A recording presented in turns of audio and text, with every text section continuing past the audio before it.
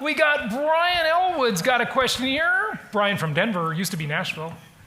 Yeah, so what Tom was saying about like buying enough real estate so that you don't pay tax, like what does that actually look like? If you're really wealthy, let's say you got $1 million tax bill, do you just identify $1 million worth of real estate and go buy it before the end of the year? You'd have to buy way more real. It's not that good. Yeah. Okay. So think about it. I showed you on that example on the whiteboard, right, or on the flip chart, that it was a $12,000 and change tax deduction.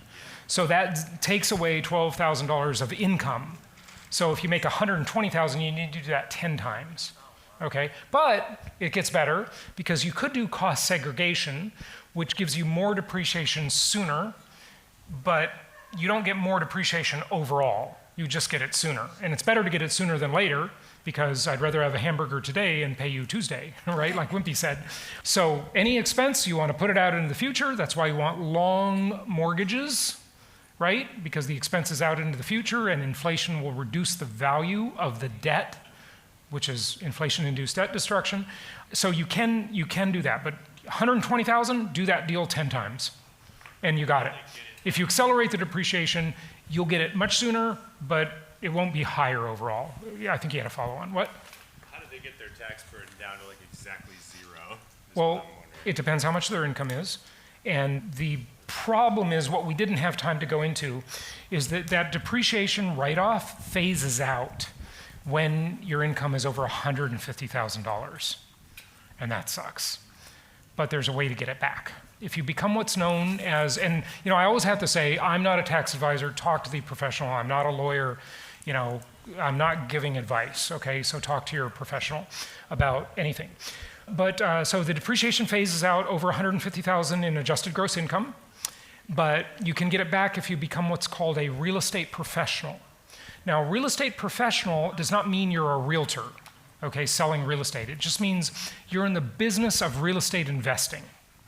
And how does the IRS classify that? Well, you have to spend 750 hours per year, about 15 hours a week, engaged in real estate investing or development. Like if you're building property, that would also qualify, I believe. But 500 of those hours have to be material participation. So there's a difference. So coming this weekend is toward your 750 hours because you're learning about real estate investing. So I can sign your little attendance card if you want, just like in school. That qualifies for that. But the 500 hours means you need to be materially involved in buying and selling the properties and managing the properties. And this is another reason you want to self-manage. Because I was actually audited 2 times in my whole life. Okay, once longer ago than I care to admit, like 1942, just kidding, but it was a long time ago. And on that time, the IRS did nail me for some taxes. They got $900, okay? They spent 6 months auditing me, field audit, auditor in my CPA's office, and they got $900 out of me. So they didn't bother me for many years because that was kind of a waste of time for them. You know what they nailed me on? When I was a traditional realtor right here in Irvine, California, working at Remax on Barranca Parkway, well now on Alton Parkway, I used to give my clients a basket of goodies, like a little care basket with some wine and some stuff in it. And these baskets, back at the time, adjust this for inflation, cost $40. And you're only allowed $25 per year per client. So they nailed me for the $15 extra. And when you sell like 100 houses a year, that adds up, right? So anyway, the tax I owed was $900. Then they audited me again in 2010, many years later, for my 2007 tax returns. And they said, we don't believe you're a real estate professional. Really? This is my whole life. Like I've never done anything else except have a paper route delivering the Santa Monica Evening Outlook, okay, in Santa Monica, or LA, really. So they said I wasn't a real estate professional, and they were saying it's because back then, in 2007, I did have property managers, okay? And they said, if you're not managing your properties, we're not going to let you be a real estate professional. And so, I had to fight them on it, and I fought them for like 3 years. I spent like 30 grand with my CPAs fighting it.